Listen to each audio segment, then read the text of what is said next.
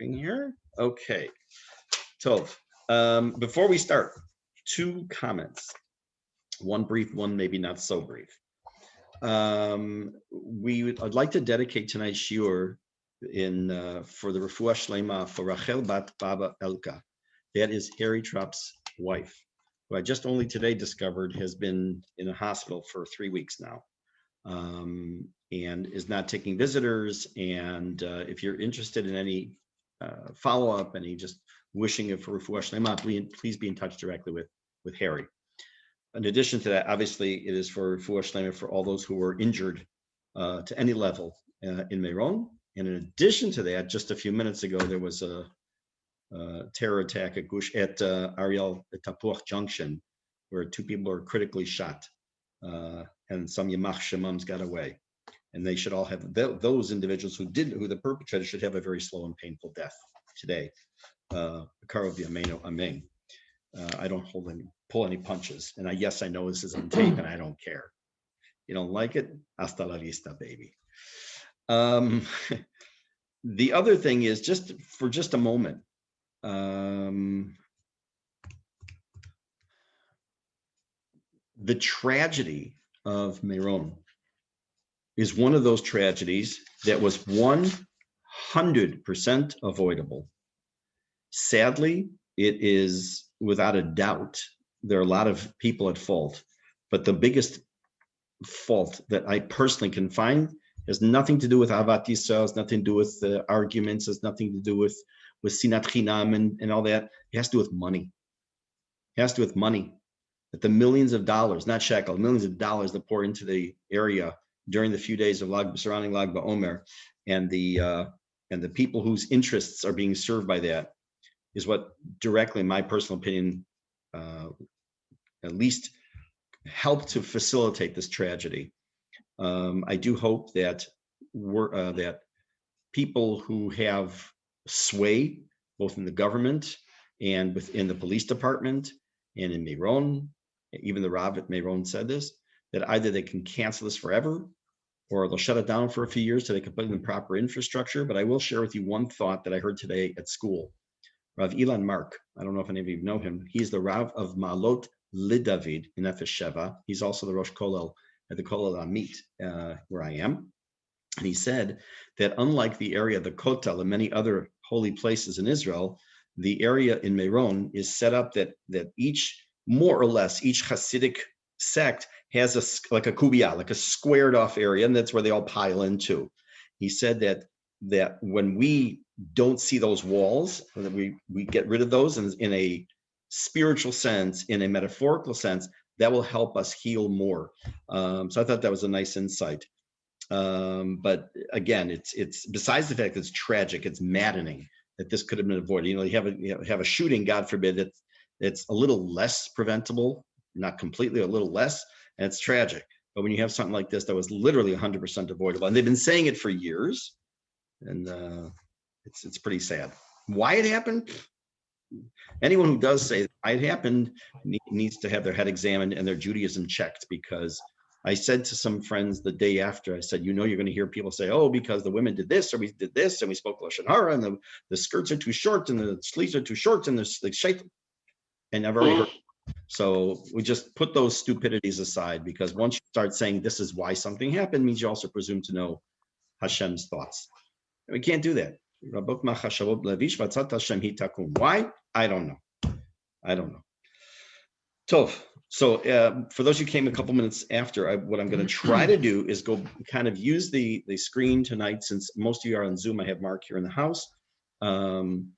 That I'll send to Mark you don't have to look it on your phones, but I'm going to be sending to your phones also the slides that I'm going to show on the screen, so that Mark will be able to see them. So what we're going to do is we're going to backtrack a little bit, and I'll show you why. We're going to go back a few psukim to the end of Parak Kaf Aleph, the end of Parak 21. We're going to start with Pasuk 19, Yud Tet. So it's Parak Kaf Aleph, Pasuk Yud Tet. I'm going to reread the last few psukim of the Parak, and then I'm going to show you a slide that is basically lifted off of an email I got from the Brownsteins, which we're going to work with. Well, David, okay. I'm trying to be nice and give the whole family credit. the entire mishpacha, even those living in our building. Okay, so let's just reread the psukim with no depth, just pshat, just what it says. Ben Asrim Ushtaim Shana Amon B'Molcho. Amon was 22 when he started to rule. Ushtaim Shanim Malach B'Yerushalayim. He ruled for 2 years. V'Shem Imo Mishulemet Bat Charutz Min Yotva. Okay, that was his mother's name. Vayazara B'nei Hashem Kasher Asa Menashe Aviv. And he did evil in the eyes of Hashem, just as his father Menashe did. And it enumerates some of the things, that not everything. Good evening, Bobby. I didn't see you popping in. Shalom Aleichem. He went along the way of his father, and he served idols like his father, and he bowed down to them. And he left God of his fathers, and he did not walk in the way of God. And we spoke at length about that pasuk last time, how it was connected, in my opinion, to how the description of Menashe, how he eventually does tshuva, at least to some degree, according to the Sefer Divrei Yamim. Now come the couple psukim I wanted to focus on. Vayach am haaretz et kol hakoshrim. Oh, I skipped. Sorry. It would help if I go in the right order here. Kaf Gimel, like I said, 23. Vayikshiru avdei Amon alav. The servants of Amon plotted against him. Vayamitu et hamelech beveito, and they killed the king in his home. Not to be outdone, Vayach am haaretz et kol hakoshrim ala melech Amon. I'm just going to put the word am haaretz in quotes right now. I'm not going to translate yet. The people, the am haaretz, struck and killed those who plotted and killed the king. Vayamlichu am haaretz et Yoshiyahu beno tachtav, and they put Yoshiyahu, the son of Ammon, i.e. the grandson of Menashe, as the king. And then it says the rest of that, what Ammon did, written in the book of Chronicles, the kings of Judah, and he was buried in Gan Uzzah. And his son Yoshiyahu ruled in his, Ammon died and Yoshiyahu was in his place. Okay, very nice. So let me show you a slide. Let me just share. I'm going to share the slide also now on our group. Okay, Navi. You can also turn your thing sideways and probably make it bigger. I'm going to do one at a time and do a screen share until I can get myself one of these large screen things to. Okay, this is a direct lift from an email I got shortly after last week's shiur from David Brownstein. He asked 3 questions, and I'm going to answer all 3. There was one question that's not here because I said I will discuss it. I'm only going to touch on briefly tonight is why is it that Sefer Divrei Yamim deals with the issue of Menashe having done tshuva, and we don't see that in Sefer Melachim. Did it come on your screen or no? Okay, good. And if you can't see, you could always turn it sideways. You know what I mean? You know how to change it? Well, it's supposed to change automatically. No, it's not. You have to, just a second, hold on. Scroll down. You have a, you have a, whatchamacallit? I don't know. It used to change. Good luck. Nice to see you. Have a nice day. Okay, but you can still see that. You can always make it bigger. Okay. You have to, there's a word here that's a really good word. Thank you, David. I like it. Regicide, made of 2 words. Regi, which is king, it is this, I believe, Latin for it, and cide is dead or killing, like suicide, homicide.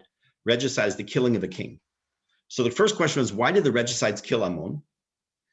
Which is pasuk kaf gimel. Number 2 is, whom did the regicides plan to make king in his place? It doesn't show, because who actually ends up putting Yoshiyahu as king? That's the people who kill the killers of the king. And number 3, are the Am Haaretz showing their evil or their goodness by killing the regicides and restoring the dynasty by making Yoshiyahu king? Okay, so that's the first series of questions. What we're going to do is take a look at the answers, which I will share with you, Mark, too. It's going to take you just a little bit cumbersome at the beginning here. Okay, maybe I'll just send you them all with one shot. This and that. Okay, question number 1. Why did they kill Ammon? So if you take a look at the pasuk just before it, it says in Kaf Bet, number 22, Vayazov et Hashem Elokei Avotav, v'lo halach b'derech Hashem. Evidently, remember we were talking about the fact that during the term of Menashe, during his reign, that there were people who were tzaddikim, there were good people who were very much aghast at what was going on. The same thing is true when Ammon was king. And it is according to some opinions, it is these people who stood up and killed the king in order to prevent the spread of Avodah Zarah and other problems. So it was a spiritual reason they wanted to kill him. Now, whom did they plan to make king? It's unknown. It's definitely not clear. I did not find a source anywhere that says that their plan is to put so-and-so up as king. So that one leaves us with what's called teku. Don't know. And number 3 are the Amharites showing their evil or their goodness. So according to most opinions, it was evil, because really what they wanted to do was to go back to the old ways, how it was, in the good old days of Avodah Zarah. Now there is another comment which I don't have on the screen. You won't have on your screen. Let me stop share. I'm going to read to you from the Dat Sofrim. It says Vayach Am Haaretz et Hakol HaKoshrim. When it says that the Am Haaretz killed the Koshrim, who are the Am Haaretz? Who are they? What does that even mean? So he says like this: Kvar Ha'iruno. I've already explained or noted She'am Haaretz biyachid. When it says Am Haaretz in singular, hu kinui b'harbe mikraot. It is a nickname. It's not really the right word. That's not the right word, but a kinui can also be as a pronoun. A pronoun in many psukim. Lechever shel gedolei mamlechet Yehuda uvayichoach mehem rashi avot umehem balei karkaot gedolim shenoatzim bahem binyanei mamlacha v'yesh lahem ma'amad miyuchad b'shat minui hamelach. What does it mean, Am Haaretz? What we call in modern Hebrew, even though it's not really Hebrew, it's Yiddish, machers. People who were on the inside, people who were the money people, I'll stay away from political statements, so never mind that next statement. People who were, there's certain people, let's say when you're in a shul or you're in a business, let's say it's a family business, and I worked in a family business, not my own family, unfortunately, but a family business for almost 19 years. And you might react or do something or say something to somebody who is not part of the family, but you would never say that to someone who's the president's daughter or son, because you got to be a little more careful because they're the machers in the business. So when it says Am Haaretz here, it doesn't mean the boors, the average lowlifes or anything like that. It's not the expression we might use, what an Am Haaretz, right? It doesn't mean that here. It means just the opposite as far as their status. They were from the upper tier, and they're the ones who took into their hands to reestablish what they wanted to reestablish Avodah Zarah. Now, we did read a couple psukim in the beginning at the end of last week's shiur. But what I'd like Rabbi? Yes, please. I'm sorry, my computer went off. I didn't hear what you said. You say these people who killed him wanted to reestablish Avodah Zarah? Yes, according to. I was out for. Sorry? I was out for 3 minutes. I'm sorry. That's okay. Yeah, that they wanted to reestablish Avodah Zarah. This is according to the Dat Sofrim and a few other sources. I'm paying attention. I just want to send this along right now to the group. Okay. We're going to go one at a time of those. So yes, that was the apparent reason that they did this, that they killed the. But this king was doing it. I'm just asking, why reestablish this king? Oh, very good. Again, very good. Was doing all the Avodah Zarah anyway. Very, very good. Okay, I was waiting for someone to ask me that. You remember that we saw last week a discussion as to whether or not Menashe did tshuva. And we saw that according to Divrei Yamin Bet plus the Gemara, there was some level of tshuva. Whether it was complete tshuva, not tshuva, why did Hashem accept the tshuva? We left that kind of ambiguous right now. One of the questions we asked is, why is it mentioned there and not mentioned here in Melachim? The general idea and the general answer is that the purpose of Sefer Melachim and the purpose of Sefer Divrei Yamim are different. There's meant to be ethical and spiritual messages in Divrei Yamim, and not so much in Melachim. More in Melachim is factual. The fact that his questionable tshuva, his tshuva was questionable. So therefore, it's left out of Sefer Malachim by Yirmiyahu, but included by Ezra in Divrei Yamim. But why am I mentioning all that? Because they were afraid that whereas Ammon was following in his father's footsteps, they were also afraid that maybe he was going to see that his father did tshuva at a certain point. Maybe he'd do tshuva also. They didn't want that. They want to make sure they could get their guy. And they felt that since Yoshiyahu was all of 8 years old, which we saw last week, and we'll see again in a minute, that he was malleable. We can mold him in our image. And therefore, they felt that they could do that by the Amharites could do that, I should say. Sorry, I mixed two things. Sorry. Okay, the Avdei Ammon killed him because they didn't want to see him do tshuva. They wanted the status quo. They wanted bad guys. Wait, I'm getting too confused here. Hold on. Yeah, I did. I was right the first time. Okay.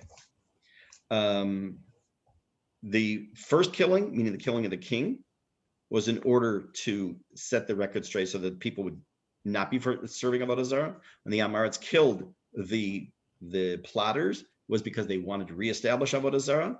And by doing that, they put Yoshiyahu as king because they felt an 8-year-old they could work with and they can tell him what to do. Okay, that's the brief general answer. Sorry for all the confusion. Okay, maybe I should have water instead of vodka. I don't know. Just thought, I don't like this stuff. I don't like vodka at all. So, okay, we're going to take a look at, we have a number of things to do as an introduction to this next part. We looked at the first 2 or 3 psukim last week, which we see that Yoshiyahu becomes king. He's all of 8 years old. And that's pretty much all we did. So we're going to take a look. I sent you a couple already, Mark. We're going to take a look at, well, never before that. I sent you 3 things. Go to the first of the 3. It should be psukim. Hold on. It should say, Hine ish Elokim. You see that? Let me see. Yeah. Oh, you got that? Okay, then that's what we're going to start with. Those of you with a good memory will remember that I don't know, year ago, maybe more, year and a half ago, in Malachim Aleph, Parak Yud Gimel, it had to be more than a year and a half ago, we learned of a few psukim during the narrative of Yeravam ben Nevat. We learned about a future prophecy, and back then, we also jumped ahead to Sefer Malachim Bet, Parak Kaf Bet, and we looked at the psukim that correlated to that. So here's what we are going to go back now to Sefer Malachim Aleph Parak Yud Gimel. I'll read it's just 3 psukim to read. V'hinei ish Elokim ba mihuda bidvar Hashem el Bet El. Now, if you remember, Yeravam ben Nevat set up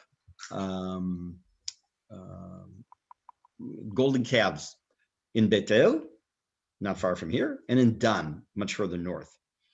And a man of God, a Navi, came from Yehuda by the word of Hashem to Beit El. V'Yeravam omed al hamizbech lahaktirim. When he got to Beit El, Yeravam ben Nevat happened to be standing by the mizbech, bringing incense on the mizbech. Vayikra al hamizbech bidvar Hashem, and he called on the mizbech, meaning he directed his comments to the mizbech in the name of God. Vayomer, and he said, mizbech, mizbech. Komar Hashem, though, here is what Hashem said. Hine ben nolad lebet David, Bet David. There will be a child born in the house of David. Yoshiyahu Shemo. This is centuries before this parak now.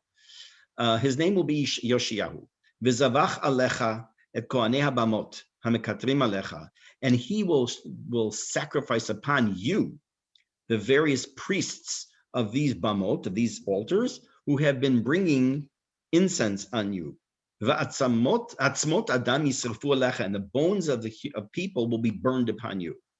V'natan bayamahu mofet lemor, on that day there will be a sign given. It will say, Zeh mofet asher diber Hashem. When this event happens, they're going to say, see, this is what was promised way back in Malachim. Well, they won't know Malachim Aleph or Bet. Hine hamizbeach nikra. Here the mizbeach, behold, the mizbeach is torn. V'nishpach hadeshen asher alav, and the ashes that are will be spilled. Okay, that's the original prophecy in the time of Yeravam ben Nevat, centuries ago, that the very mizbeach that he built in Bet El is going to be met once again by Yoshiyahu, who's going to do something that is already given prophecy in Malachim Aleph, that the Bama is going to be destroyed. He's going to burn the bones of people. He's going to We'll see. We'll see this. So this is one of the introductions of a few now to this parak. Let's take a look at the next slide, which says Yoshiyahu at the top. It says Gimel Resh Pei Hey. You'll see that. Should be the next slide. Yes. Did I send you 3? Sorry, like these little technical things here. Just getting used to this. I didn't. Okay. Okay. 1 second. Yes. Yeah, you do. It's actually, sorry, go backwards. I sent you out of order. This one? Yes. Oh. Okay. Tov. Ben Shmona Shana. Ben Esrim ve'arba. Oh, so I should read the first pasuk. Let's take a look at the first pasuk in the next parak, and then we're going to look at this slide. Just pasuk aleph. Parak Kaf Bet, which is chapter 22, pasuk aleph. Ben Shmona Shana Yoshiyahu b'molcho. Yoshiyahu was all of 8 years old when he became king. Ushloshim ve'achat shana malach b'Yerushalayim, and he ruled for 31 years in Yerushalayim. Hashem Yimon, his wife's name, his mother's name was Yedida bat Adaya mi Botzkat. Okay, that was his mother. Very nice. Okay, let's take a look at what the Dat Sofrim says here.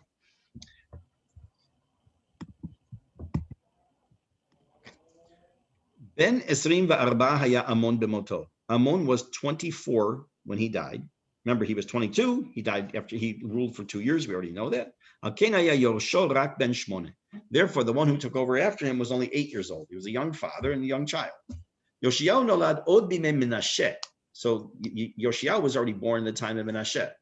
Biyamav ha'achronim kasher chazar b'tshuva chelkit. When did this boy when was this boy born? At the latter part of Menashe's life, when he was doing partial tshuva. There are those who say that from the time he was little, Yoshiyahu was already a tzaddik. Others say he wasn't a tzaddik, but he did tshuva already.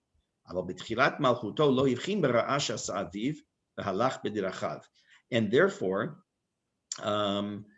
he didn't really distinguish between what his father was doing was good or bad, and he continued in his ways. Yoshiyahu he was one of the youngest kings. We also know Shlomo, we talked about this years ago, was 12 years old. Only Yoash was younger than he was. Remember, he was one that was hiding, and he was only 5 years old, I think it was. Mishal ba'ado Yehoyada. Mashal ba'ado Yehoyada. Sorry, that really, in that time, back in the story of Yoash, Yehoyada, the king, the Kohen, who was the one in charge of the Beit HaMikdash, really was kind of ruling in his stead. Ha'ol ha'mutal al melech tza'ir, the yoke that is placed upon this young king, Kazeh, who keragil kashem me'od, is very difficult. The Gam Shlomo nifal min ha'masa. Even Shlomo was also overwhelmed by the pressure. Melech tza'ir Kazeh, tzarich reshit kol lilmod harbe. A young king has to learn a lot. Adrishot gam bizmanahu hayu rabot me'od. The requirements were very heavy at that point in time. V'lorat hamalachim, next slide, which for you, Mark, should be going backwards one, I think. Lamdu harbe elegam b'nei mishpachat hamlucha kmo shnizkar b'Daniel aleph daled shayu b'chatzara malchut b'Yehudim. Yiladim maskilim b'chol chochma v'yodei dat mevinei mada. I'm just going to read and translate a little. There was like what we would call nowadays formal and informal training for the king. Lefi matzav haruchot sheshalat bebeit Menashe zakno ve'amon aviv. So based on the kind of the way the winds were blowing, I mean the spirit, how things were, the environment during the time of Menashe, his grandfather, and Amon, his father. Needless to say, Torah was not a main factor in the education of Yoshiyahu. Also, when he became king, it wasn't even, it was still a complete doubt if he was going to be able to somehow delve into anything Torah related whatsoever, or the words of the prophets. He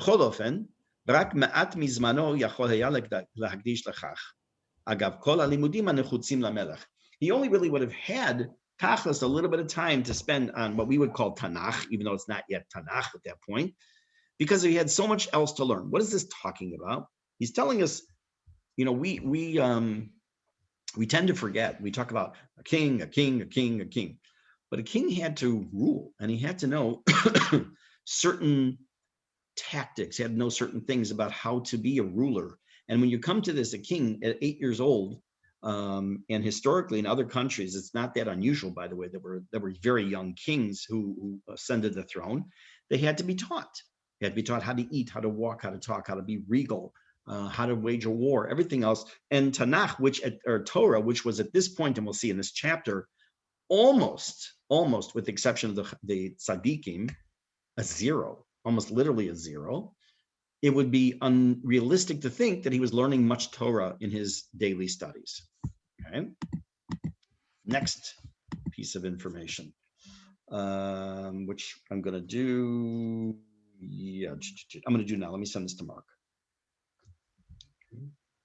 I think what I'll do in the future, I'm just going to send all of them instead of doing one at a time. Sorry, 1 second. Let me send these. That would be.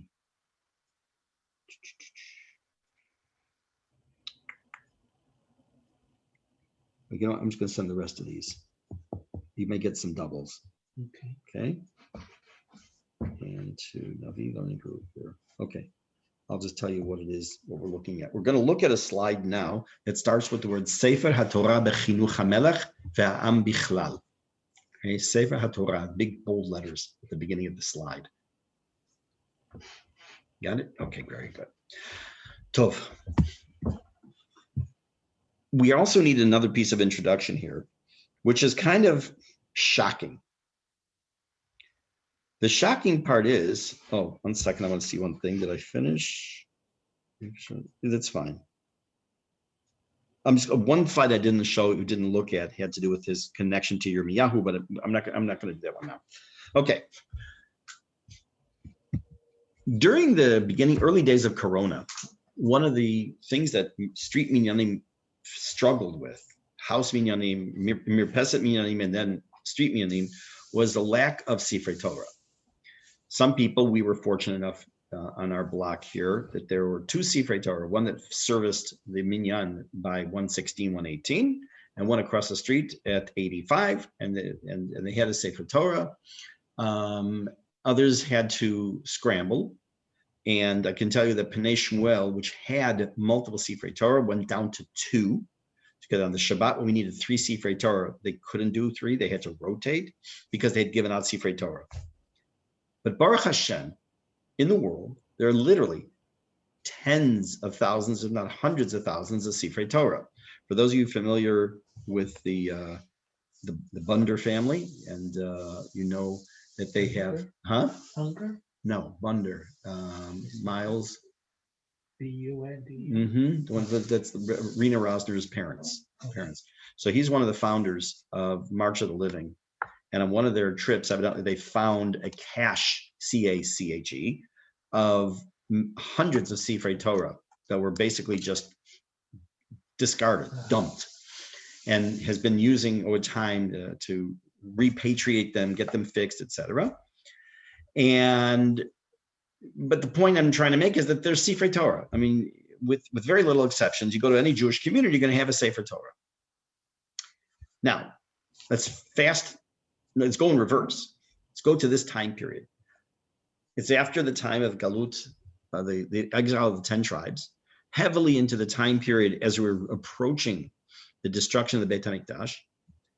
And there's only one Sefer Torah. If there's 0 Sefer, they haven't seen a Sefer Torah in many, many years. Imagine no Sefer Torah. And part of the central point of this part, of the early part of this parak, is the finding of the Sefer Torah and what it does to the king and to Am Yisrael. So let's take a look at this introduction. Sefer Torah. Yeah. Excuse me. I was doing a little bit of research on King Amnon because there wasn't much written about him, and I wanted to know a little bit more. And it said that he had burnt a Sefer Torah. Yes. Yes. It's in the Talmud. Your microphone's not good. Sorry. Hold on. They say that he had burnt a Sefer Torah. Yeah. There were different opinions of what exactly happened, about what happened to Sifrei Torah, whether they were just destroyed actually by the king, or they're destroyed centuries ago by when it came to the the Assyrians coming in. There's different approaches to it, but it tachlis is they did not have a Sefer Torah. At least they thought not. Okay, now I don't hear you. There. Sorry, I actually lost you, and I gotta find a way to hear you again. So sorry. Okay. So Sefer Torah HaShalem k'fi shenechtav al yedei Moshe. A full, complete Sefer Torah is written by Moshe. Uchvi shehu atak lachar miken, and the way how it was copied after, b'meshech kol hashanim, through the course of many other years. Kanireh lo shimesh me'olam sefer limud. An actual Sefer Torah was never used up until this point as an actual book from which to learn from, ela sefer kriya b'tzibur, but was used as a reading to use for public reading. The iyun mizman al yedei chidim, and that sometime individuals would look inside the Sefer Torah itself and looking into it in depth. B'diuk kamo shehu gam hayom, as much as it is today. I mean, you don't take a Sefer Torah out and sit and learn from a Sefer Torah. It's not how it's meant to be. It's meant for public reading, and it's not meant for any other use other than public reading. Mita'amei nochiyut ubiglal ha'hotzah hagdola, and because of ease and because of the expense. Next slide. That's for Mark's benefit. Hakshura biktivat svarim, that is involved in writing Sifrei Torah. Bivadai hishtamsh. It starts with the word hakshura.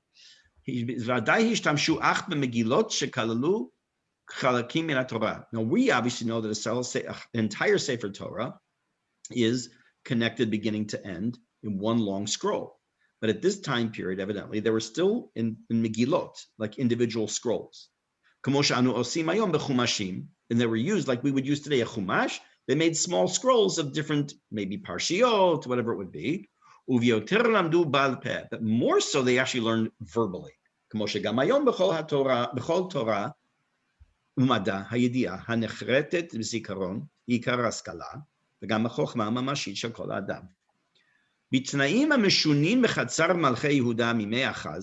In the unusual, strange, different types of conditions that existed in the courtyard of the kings of Yehuda from the time of Achaz, from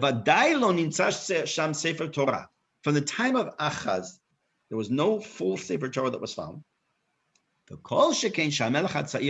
And more so, how much more so, the young king and his brothers, they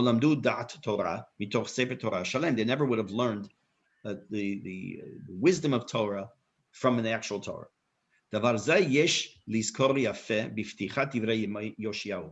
fact we have to keep in mind as we open the chapter having to do with Yoshiyahu, Hagashat Sefer Torah Shalem leMelech, that the presentation of a complete Torah to the king had a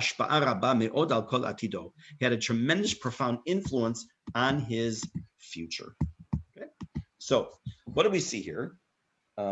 Number one, we saw that there was a prophecy many generations ago that something's going to happen now in this chapter with this man Yoshiyahu, and from it sounds like he's going to be good. Number two, questionable when he was young. Was he considered a tzaddik? Was he a Baal Tshuva? Was he parv? We don't really have all the answers. I know anything. The Mefarshim don't seem to have any one continual a party line. But what does seem to be very apparent is we'll see in the next few psukim, is that the finding of a Sefer Torah was a monumental, incredible moment in Jewish history. It literally changed the course of Jewish history for a period of time. You know, there are times I've mentioned over the course of the last many years that when you read certain psukim, you know that right there is where there's a vector. You know, a vector like a line. Instead of going like this, now it shoots off here. For example, the Meraglim come back from checking out the land of Israel, and they say, the people cry all night when they hear this bad report. There is a vector shift in Jewish history, and many, many things like that. Sometimes they're subtle, sometimes they're not. This is a little bit more subtle, but let's take a look at the parak. Okay, let's take a look now at Pasuk Bet.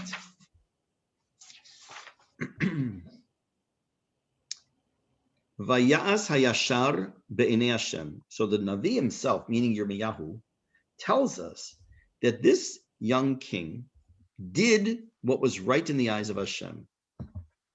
Vayelech b'chol derech David aviv, v'losar yaminu smol. This is a tremendous endorsement of this new king. How is it possible he did the right thing, though? How is it possible? You had a grandfather named Menashe.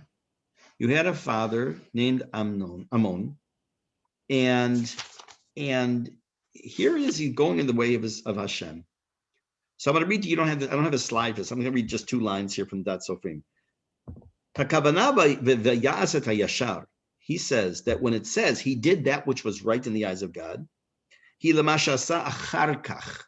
what he did later, according to one opinion, that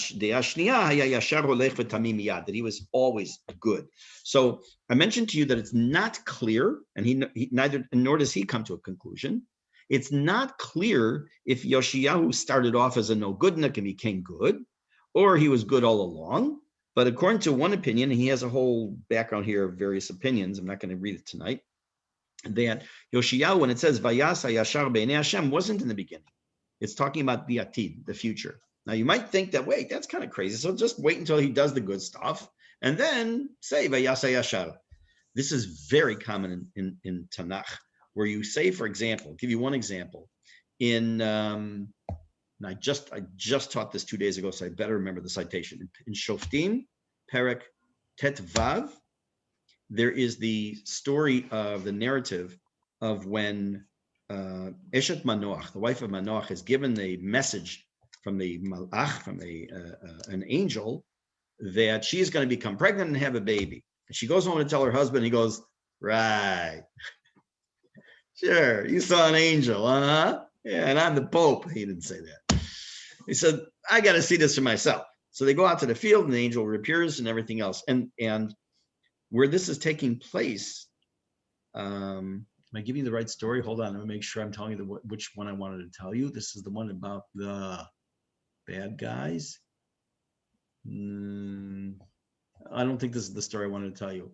Hold on. Anyways, okay, disregard that last thing. That's a great story too. This is about Shimshon. He's going to be she becomes the mother of Shimshon. He becomes a Nazir Mibeten. Fine, put that aside. Forget it. There are times in Tanakh where you say they came to the name of such and such a place. Okay, here's the name, and only after the story is finished, it says Al Kain. Therefore, they call the name X. But wait a minute, you already told me the name. So it's very common in Tanakh where you already see the name in advance. Why? Because don't give me ein mukdam u'machar b'Torah. Don't tell me there's no chronological order to the Torah, but rather because the Torah is timeless. It's Hashem. It's an extension of, I'm using the term loosely, of course, extension of Hashem. Hashem is not bound by time. So we can already call something today what's going to be tomorrow, because tomorrow and today are the same thing in the eyes of Hashem. So according to the opinion, like that, it's timeless, as I said. So to say Vayas hayashar be'enei Hashem isn't about now, but it's about on the atid. Next pasuk, Gimel. It was in the 18th year of the reign of King Yoshiyahu. Shalach HaMelech et Shaphan ben Atzalyahu ben Meshulam HaSofer Beit Hashem lemor. The king sent Shaphan, the son of Atzalyahu, the son of Meshulam, who was his scribe, to the Beit HaMikdash. And he said to him, Alei el Chilkiyahu HaKohen HaGadol. Go up to Chilkiyahu, the Kohen HaGadol, v'yatem et hakesef, and make a financial accounting, hamuva Beit Hashem, of the money, the income that has come into the Beit Mikdash, asher asru shomrei asaf me'et ha'am, the money that has been aggregated over time to the Beit Mikdash. Now, before we see what the purpose was of that, why he's going to do this, let's take a look at just one last slide. I think it's one last one.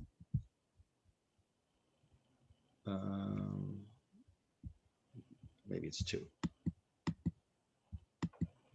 Okay, just one. I'm just going to do one slide right now. I didn't send it to you. Just listen to a couple lines. This is the Radak. Radak tells us what does it mean to make. He needs to make a financial accounting. V'yashlim Klomar, Yashlim Ligvoto, Vitnu Losei Amlacha. He said that the purpose was to make an accounting and also to finish any collection of money that's supposed to come to the Beit HaMikdash and give it to the people, the artisans, the workmen. Ki yatzarich habayit chizuk, because the Beit HaMikdash needed repair, ubinyan, and also need to be rebuilt in certain areas. Lefi sheneras mimei Yehoash shechazak bedek habayit ad hayom hahu shayiresh kaf daled shana. Listen to what Radak tells us. The last time the Beit HaMikdash was properly repaired from any problem, and in the meantime it has gone into disrepair, was 224 years. According to another opinion in a book called Seder Olam, it was 218 years. Imagine that. You Sounds had, really like how you started the class. I didn't understand what you said. It sounds very eerily like how you started the class. Yes, very much so. With the money. Very much What so. did he say? I didn't understand him. He said it sounds like how I started the class. It's about the money.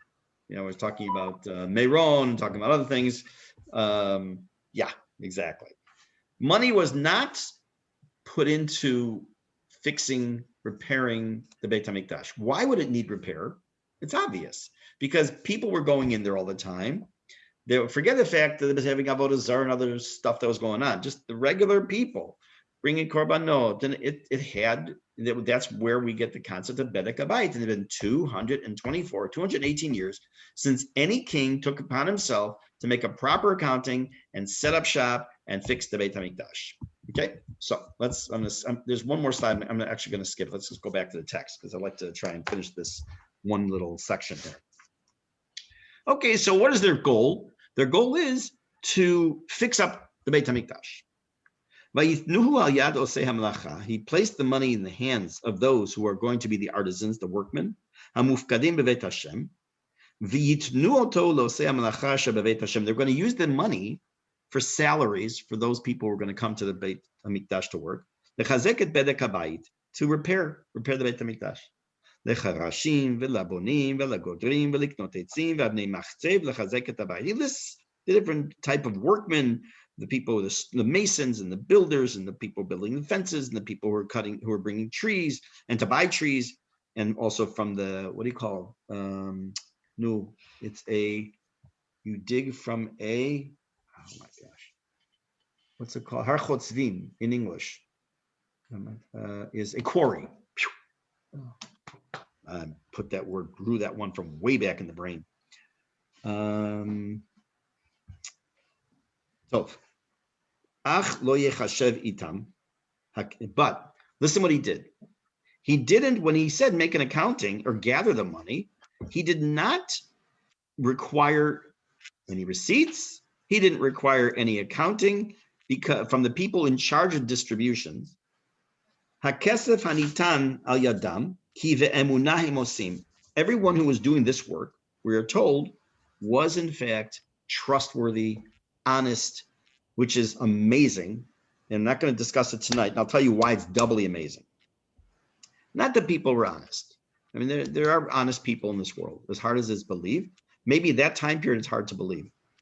But even Moshe Rabbeinu, when it came to making an accounting, why do you have to make an accounting of everything in the Mishkan? So no one should say that he took some of the money. Why did the Kohanim were not allowed to have any pockets in any of their clothing? So that people shouldn't say that they're taking money from the Beit HaMikdash, right? That when it comes to, and their halachot as a result of that, when it comes to collecting and distributing tzedakah, it doesn't really work that way nowadays.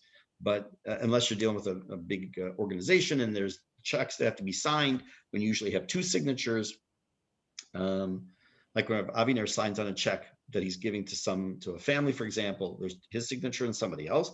That when you collect tzedakah, it has to be with X amount of people, 2, when you distribute it with 3 people, so that everyone remains honest. So here we see an amazing statement, and again, I'm not going to deal with it tonight, but hopefully next week, that this entire exchange of money was in fact done with no official accounting after they first got the initial money together. So this money is It's taken 200 years to collect it. This has been money that's been building up for over 200 years, whether some of it's been used, has to been used for various purposes, because you would, like, for example, the Korbanot Tzibur, the public sacrifices were paid out of this kind of money, but part of that money was earmarked for fixing Beit HaMikdash. Yeah. Now, were people skimming off of it? Likely, I don't know. I don't have any proof, but it's not beyond reason to think that. Pasuk Chet, number 8. Vayomer Chilkiyahu HaKohen HaGadol al Shafan HaSofer. Now here comes the cool thing. Pasuk Chet. Chilkiyahu Kohen HaGadol goes to Shafan, the scribe, and tells him something. You are not going to believe what we did when we came across when we're working here in the Beit HaMikdash. Sefer HaTorah matzati bevet Hashem. I found a Torah in the Beit HaMikdash, which also means it wasn't just sitting somewhere on an open shelf. It was buried somewhere. It was behind a wall. It was behind debris. Who knows? I can't even begin to imagine, although we'll see maybe next week how this came about. Vayitein Chilkiah et haSefer el Shafan vayikra'ehu.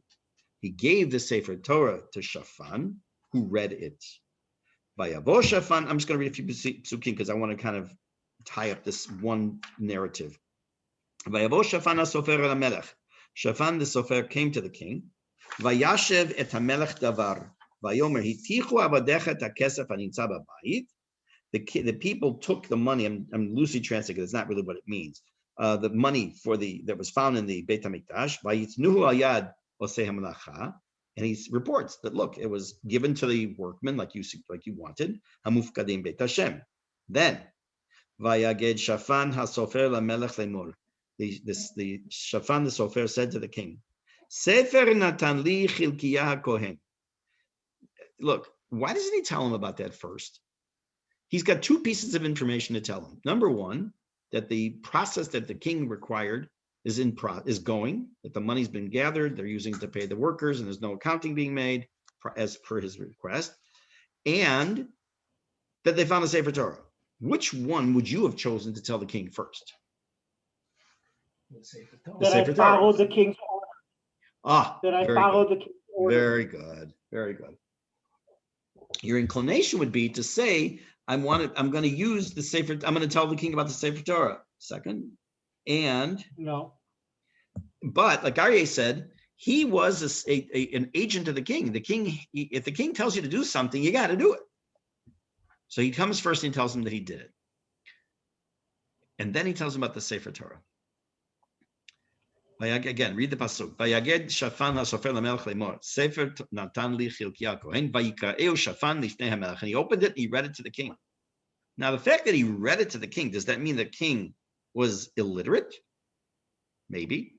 Does it mean that that Shafan was so excited he couldn't hold back? Maybe. Now, remember, the Sefer Torah has not been read publicly for sure. And Yoshiyahu more than likely never saw Sefer Torah. His response: it was when the king heard the words being read to him from the Torah. He tore kriya. ויצב המלך את חלקיה הכהן ואת אחיקם בן שפן ואת אחבור בן מיכיה ואת שפן הסופר ואת עשיה עבד המלך לאמור. He commanded a litany of people. Again, I know I keep saying we're going to go back to this next week, but I want to hear the rest of the story. He told all these people, לכו, go out, דירשו את השם בעדי ובעד העם ובעד כל יהודה על דברי הספר הנמצא הזה, כי גדולה חמת השם אשר היא ניצתה בנו. It's a very long pasuk. He gets it immediately. In quotes, he gets it. He understands. This is literally a sign from Hashem. He understands that everything that's been going on, the fact that the Jews have gone into Galut in the northern kingdom, the fact that things are going bad now, and that the Beit HaMikdash have been sitting basically muznach, abandoned more or less, or at least in disrepair for so long, which has also caused Hashem's anger, in quotes, to rise, is because we have not been following the word of Hashem that's found in this Torah that's being given to me now. Vayelech Hilkiyahu HaKohen v'Achikam v'Achbor v'Shafan v'Asaya el Chulda HaNeviya Eshet Shalom ben Tikva ben Charsan Shomer HaBegadim Yoshevet B'Yerushalayim b'Mishneh vayedabru eleha. What do? We are introduced to a new individual. We know about Yeshayahu. Well, Yeshayahu has been killed, if you remember. We said that Menashe, according to one opinion, killed Menashe. I mean, Yeshayahu. I keep saying, I'm getting them mixed up. Yeshayahu, Isaiah the prophet, was killed. And now we hear about a woman whose name is Chulda, right? Chulda HaNeviya. If you've never heard her name before, it means you've also never been to the southern wall excavation outside on the southern wall of the that meets the western wall of the Har HaBayit. You have what's called Shar Chulda, which we'll see if that's a connection. We'll talk about that. But Chulda HaNeviya, who was she? Just all of a sudden, her name appears here. These are questions we're going to have to deal with. And what was her job? It sounds strange. Okay, was she she couldn't be the Shomer HaBegadim because that was probably she was the daughter of the son of the son. The son who was the Shomer. Who cares of the Shomer HaBegadim, the one who was in charge of watching over clothing? We have to see what all these things mean. And she was sitting in Yerushalayim b'Mishneh. Can't mean that she's learning Mishnah. Mishnah is not going to be written for hundreds and hundreds of years until after this, many hundreds of years. Vayidabru eleha, and they spoke to her. So they're going to take her counsel. Like, what are they supposed to do? Now, just as an aside, the word b'mishneh in this case means she was teaching. She had a school in a sense. She was teaching.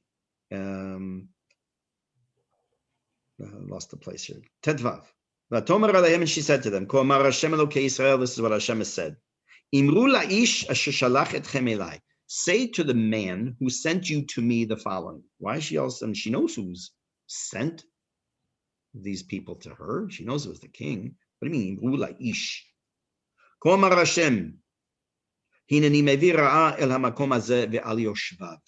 am going to bring evil to this place and on its inhabitants.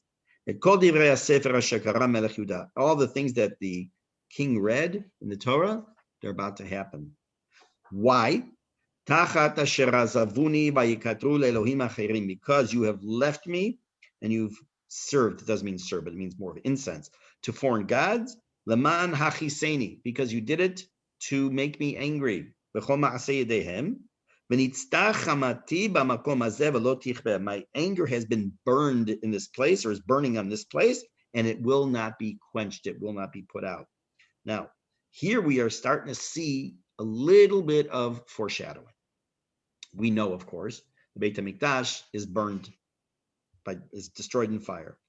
We also know that if you remember, and we won't be saying it this year, Bezrat Hashem, but when you say Nachem on Tisha B'Av, we say that we quote a pasuk that says, we say that Hashem destroyed it in fire and will rebuild it with fire. Fire plays a very, very big role, obviously, in the destruction of Beit HaMikdash. And now we're seeing this little foreshadowing that it's a fire that burns in Hashem, quote unquote, because there is no concept like that, because Hashem is not material, is not Gashmi, and it's not being quenched. And to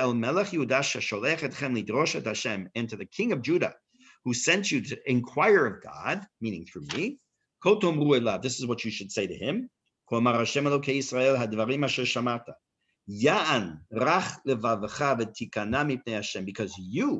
have a soft heart and you have humbled yourself, subjugated yourself before God. Because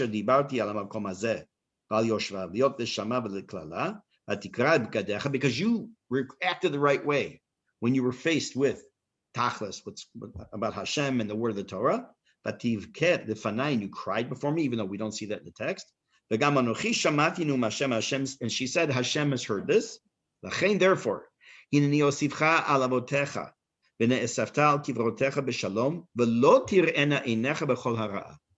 is something very similar that was said to Shlomo HaMelech, that whatever bad's going to happen, you're not going to see it. You're going to have a good life. He says, and they went back and told the king and reported back. So he's being given a bunch of pieces of information. Can you here pass that Kleenex, please? So I don't sneeze in your face, the Kleenex. Thank you. Now I won't sneeze. Being given a bunch of pieces of information, and Bezrat Hashem next week, we're going to take apart this section here. We'll look into depth. There's a lot of things to be discussed here, because it is without even realizing, it's a monumental moment in Jewish history that we'll talk about. To be continued, Bezrat Hashem, next week, same bad time, same bad channel. You're very welcome. Have a good evening. Thank you. Thank you, Rabbi. Thank you. You're welcome.